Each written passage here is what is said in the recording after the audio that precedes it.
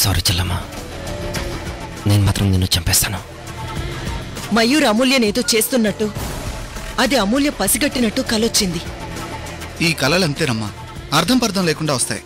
కొత్తింటికి వెళ్ళేటప్పుడు కనిపించడం ఇది నాకు శుభసూచకం. నీ కళ్ళల్లో అడుగు పెట్టినట్టు ఫీల్ అయ్యావు. ఇంతమంది కళ్ళు నన్ను ప్రేమగా చూస్తున్నాయి. రక్త సంబంధం దగ్గరైనప్పుడు ఇలా పాయసం తినిపించుకోవాలమ్మా. అమూల్య, ముందు నీకు మీ అన్నయ్య తినిపిస్తాడు, ఆ తర్వాత మీ అన్నయ్యకి నువ్వు తినిపించు. పిన్ని, నా వాటా లోపలుందా? నీకోసం స్పెషల్ గా లోపలుంచాను. థ్యాంక్ యూ పిన్ని. నీకు తిండి విషయంలో ముందు చూపు బాగా ఉందనుకుంటాను. ఇంకా అలా చూస్తారేంటి అమూల్య? బావా, తినిపించుకోండి.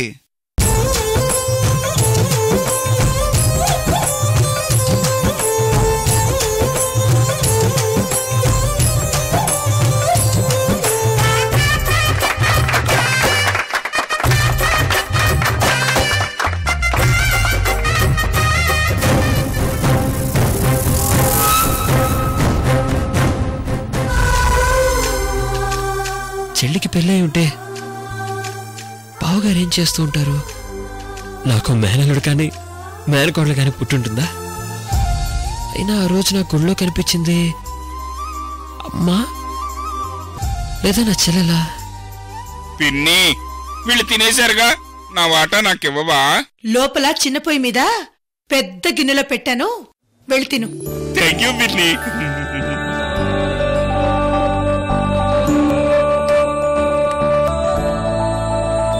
ఈ రోజు నాకెంత ఆనందంగా ఉందో మాటల్లో చెప్పలేను. మీ అందరికీ ఒక విషయం చెప్పాలి.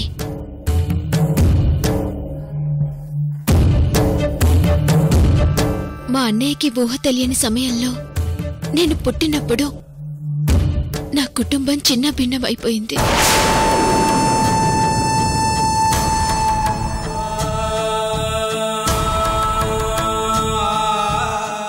అమ్మా, పెద్దన్నయ్య చనిపోయారు. అన్నయ్య, నేను, నాన్న ముగ్గురం వేరువేరు ఊళ్ళల్లో ఉన్నాం. నేను మా అమ్మ నాన్నలకి దొరకడం, వాళ్ళే నా ప్రపంచంగా నేను పెరగడం. ఆ తర్వాత పార్థు గారిని పెళ్లి చేసుకోవడం.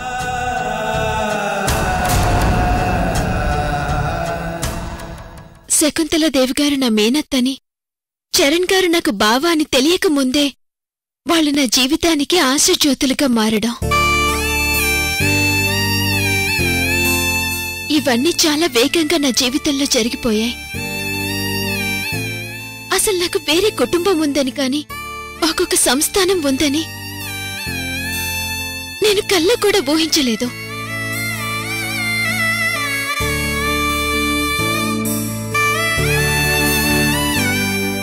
మా అన్నయ్య పెద్దయ్యాక ఎలా ఉంటాడో మా అత్తయ్య వేసిన పెయింటింగ్ చూసి చాలా ఆనందపడ్డాను.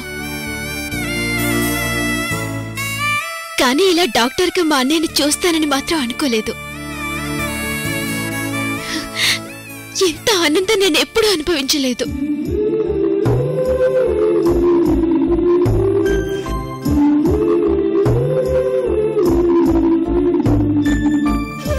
నాన్న ఈరోజు మనందరి మధ్య లేకపోవచ్చు, కానీ ఏదో ఒక రోజు తప్పకుండా వస్తారు.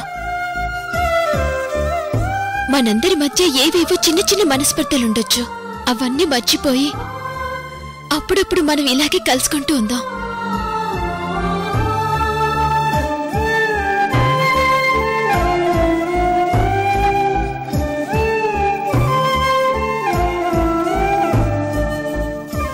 రామకృష్ణన్నయ్య, అమూల్యకి నా పోలికలు రాకపోయినా అన్నీ నా బుద్ధులే వచ్చాయి.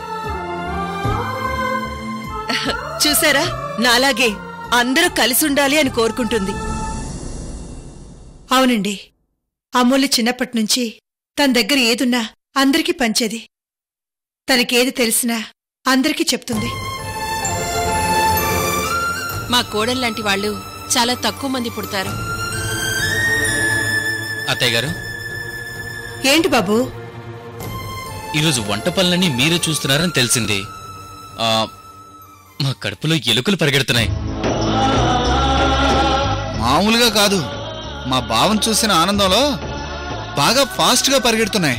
బావను చూసిన ఆనందంలో కడుపు నిండిపోవాలి కదయ్యా. కడుపు నిండడం తర్వాత అండి, బావ మహత్యమో ఏమో, ఉన్న ఆకలి రెట్టింపవుతుంది.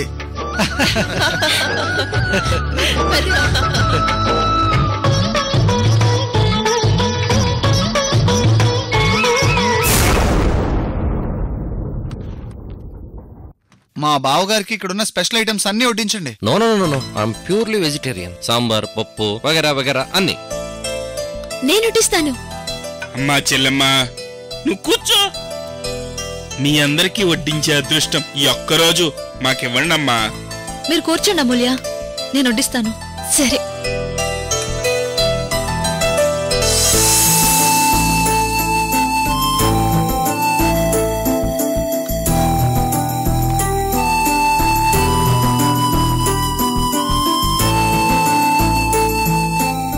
రే జంబో, నువ్వు నోరూరించుకుంటూ మాకు వడ్డిస్తున్నట్టున్నా?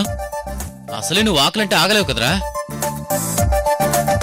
పిన్ని నాకు బిందెడు పాయసం ఇచ్చిందిగా, అది మొత్తం తాగేశాను. ఇంకో అరగంట వరకు నాకు ఆకలేదు. బిందెడు పాయసం అరగడానికి అరగంటే పడుతుందా? అవును, నా పొట్టకు అంతే పడుతుంది.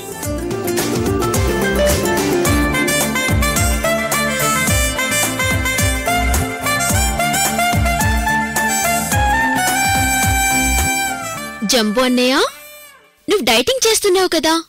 అవునమ్మా, 5 రోజులు డైటు, 2 రోజులు మామూలుగా తినేస్తాను.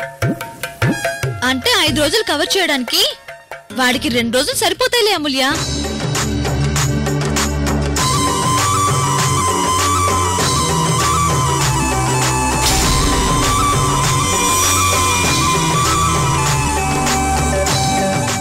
సరే సరే, మీ అందరు నేను ఒకటి అడగాలనుకుంటున్నాను.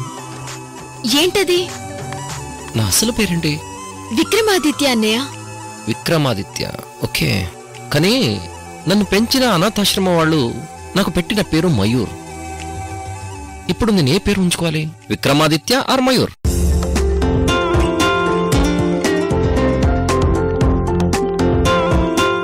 మయూర్ అనేది కర్ణాటక రాష్ట్రంలో ఒక వీరుడి పేరు. ఆమె కోసం ఏదైనా చేయగల వీరుడు మయూర్. ఆ మయూర్ అంటేనే విక్రమం, పరాక్రమం.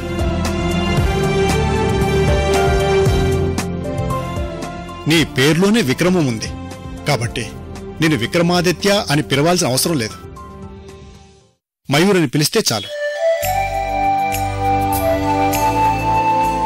మీ అందరికీ మయూర్ అని పిలవడం ఓకేనా? అయితే ఒక్కసారి మయూర్ అని పిలవండి. Thank you, thank you. బావమర్తికి అప్పుడే నామకరణ మహోత్సవం కూడా అయిపోయింది.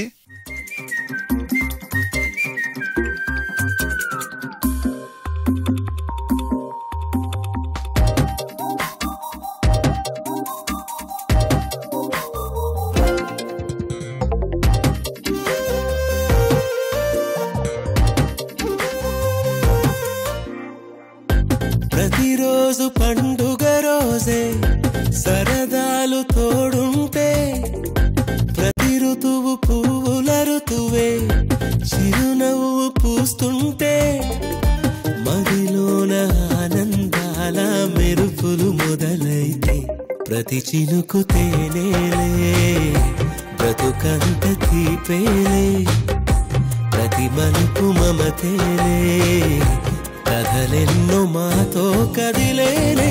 ప్రతిరోజు పండుగ రోజే సరదాలు తోడుంటే, ప్రతి ఋతువు పువ్వుల ఋతువే చిరునవ్వు పూస్తుంటే.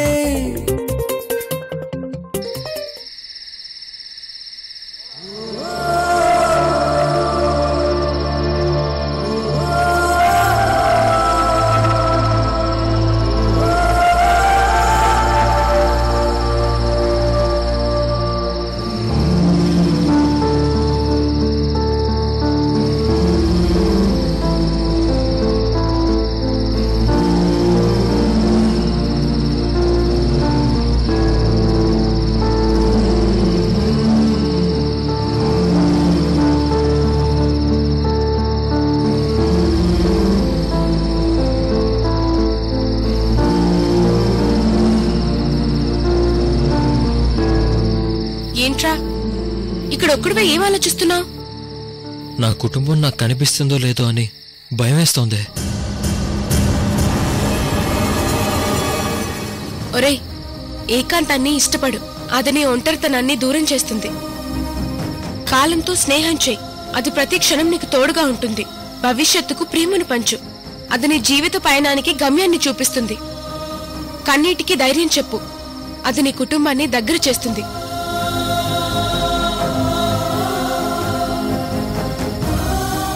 ఎంత బాగా చెప్పావే. నీలో విషయం ఉంది. హైదరాబాద్ లో పుట్టిన దాన్ని, బాగమతి అని పేరు పెట్టుకున్న దాన్ని, ఆ మాత్రం విషయం ఉండదా?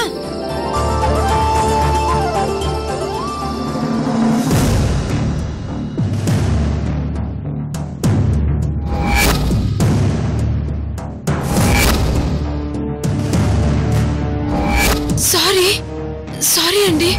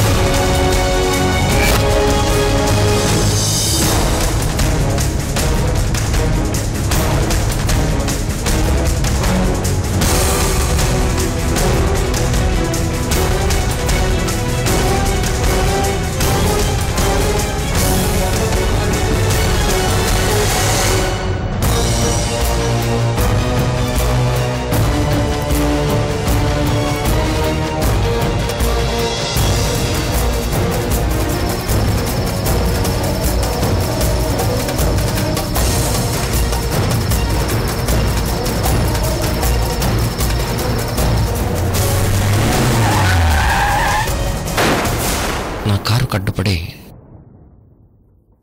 నా కళ్ళల్లో, నా గుండెల్లో నిలిచిపోయింది. ఆ అమ్మాయిని మర్చిపోలేకపోతున్నాను. Beautiful girl.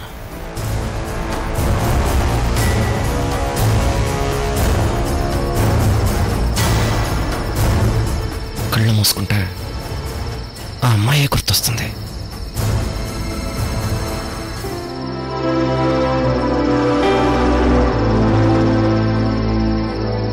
ఒరేయ్, అక్కడ ఒక నక్షత్రం కనిపిస్తుంది చూడు. కనిపించింది. అయితే ఏంటంట? అది నా నక్షత్రం. దానికి నేను ఒక పేరు పెట్టుకున్నాను. అలాగా? ఏం పేరు పెట్టావు? నాకు బాగా నచ్చిన పేరు, విక్కీ. అబ్బా, ఎక్కడికి వెళ్ళినా తిరిగి తిరిగి అక్కడికే వస్తావే. నువ్వు కూడా ఒక నక్షత్రాన్ని సెలెక్ట్ చేసుకో, దానికి నా పేరు పెట్టు. ఇప్పుడు ఎందుకే అవన్నీ? ఇదిగో, నువ్వు సెలెక్ట్ చేస్తావా చేయవా? బా, నువ్వేంటే బెదిరించి ప్రేమను పొందాలనుకుంటున్నావు? ఉండు.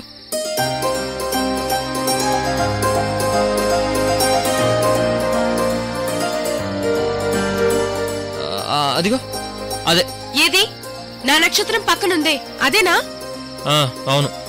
ఇప్పుడు చూసుకో, ఎవరికైనా రిజర్వేషన్ అయిపోతుందేమో. ఓయ్, ఎవరికి అంత ధైర్యం లేదు గాని దానికి పేరు పెట్టేయ్. ఆ నక్షత్రం పేరు ఈ రోజు నుంచి బాగమతి. చాలా. అమ్మయ్యా, థాంక్స్ రా.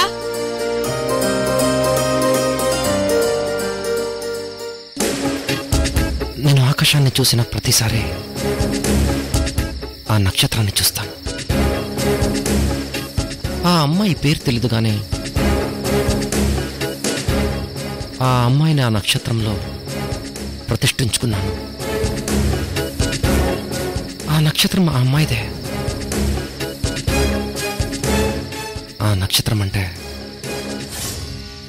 నాకు చాలా ఇష్టం.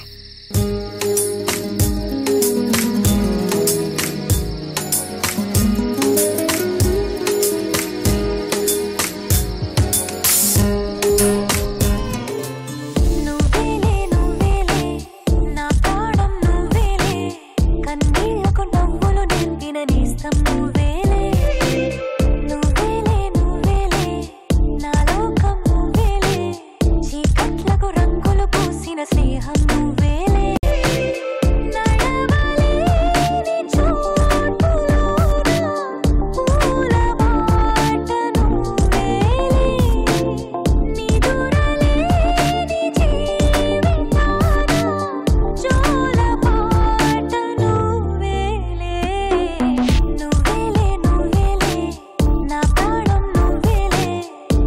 కళ్ళకు నవ్వులు నింపిన నేస్తం నువ్వేలే నువ్వేలే నువ్వే. ఇదిగో నువ్వు కొంచెం దూరంగా ఉండు. ఎందుకు దగ్గర జరుగుతున్నావు? రే, లవర్ కి టచ్ అవుతూ అలా ఆకాశంలోకి చూస్తే ఆ థ్రిల్లే వేరు.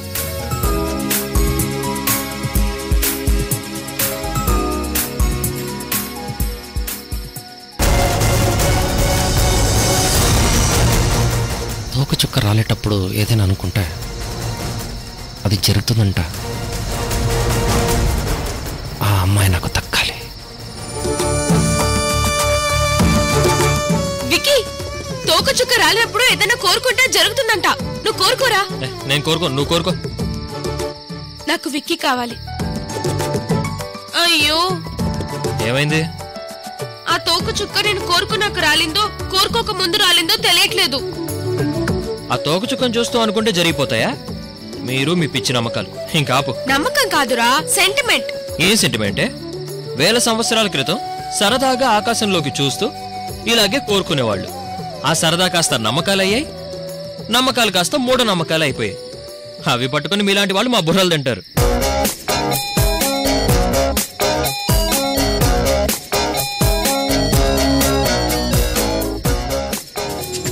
తోకచుక్క చెప్పింది ఆ అమ్మాయి నాకు సొంతమవుతుంది. తోకచుక్క చెప్పింది.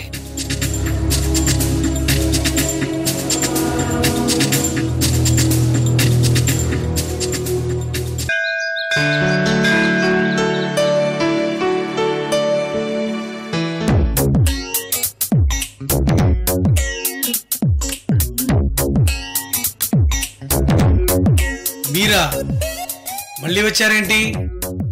దేవదర్శనానికా లేక కోరికల చిట్టా రాసి అతికించడానికా?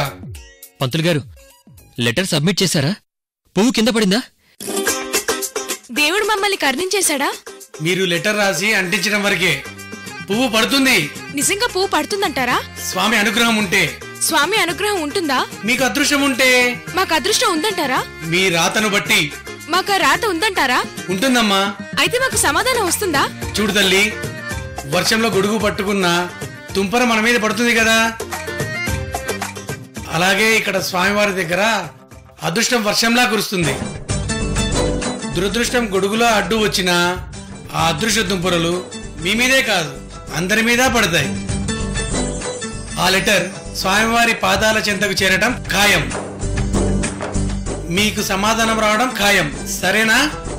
పంతులు గారు, వీళ్ళ ప్రేమ ఆత్రం అలాంటిదండి. విసికించారని మీరేమనుకోకండి. వీళ్ళొక్కళ్లే కాదులే నాయనా, ఇక్కడ లెటర్లు రాసిన వాళ్ళందరూ పదే పదే వచ్చి ఇలా అడుగుతూనే ఉంటారు. విక్కీ, పంతులు గారు చెప్పారు కదా, మీరు ధైర్యంగా ఉండండి. మీరు రాసిన లెటర్స్ కి సమాధానం వస్తుంది. వాట్సాప్ లో గానీ ఈమెయిల్లో గానీ సమాధానాలు పంపరా? పోస్ట్ లోనే పంపిస్తారా? బాబు, ఇది సాంప్రదాయం అనే గుడి. మీకు సమాధానాలు కూడా సాంప్రదాయంగానే వస్తాయి. తపాలా శాఖ వారి ద్వారానే మీకు సమాధానాలు వస్తాయి. సరే పంతులు గారు, ప్రసాదం ఇవ్వండి, బయలుదేరుతాం.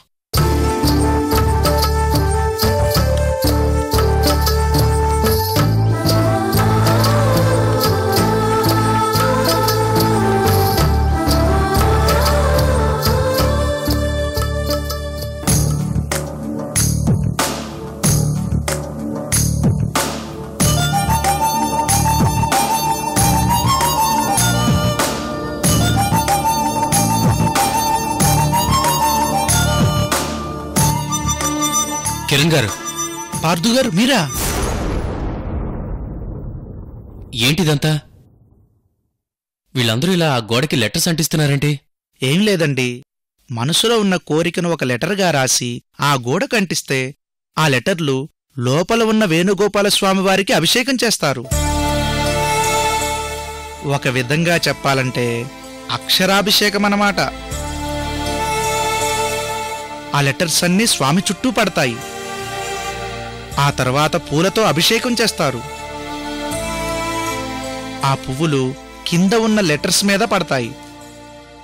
ఆ పువ్వులు పడిన లెటర్స్ని తీసుకెళ్లి ప్రవచనాలు చెప్పే మహానుభావుల చేత వాటికి సమాధానాలు రాయిస్తారు.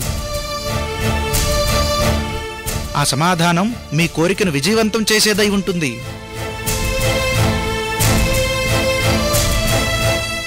చాలా ఇంట్రెస్టింగ్ గా ఉందండి. మీకేమైనా కోరికలుంటే ఒక లెటర్ రాసి అక్కడ అంటించుకొని నివేదించుకోవచ్చు. కానీ ఆ కోరికలు ఎక్కువగా నెరవేరేది మాత్రం ప్రేమికులు, భార్యాభర్తలు ఇలా దంపతులుగా వచ్చిన వాళ్ళకే. మీరు కూడా మీ భార్యతో వచ్చి ఆ వేణుగోపాల స్వామి వారికి మీ కోరికను నివేదించుకోండి.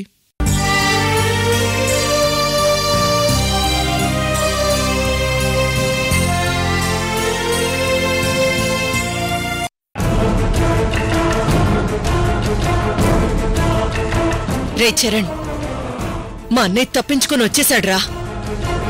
మామయ్య, నువ్వు ఎలా తప్పించుకొని రాగలిగావు?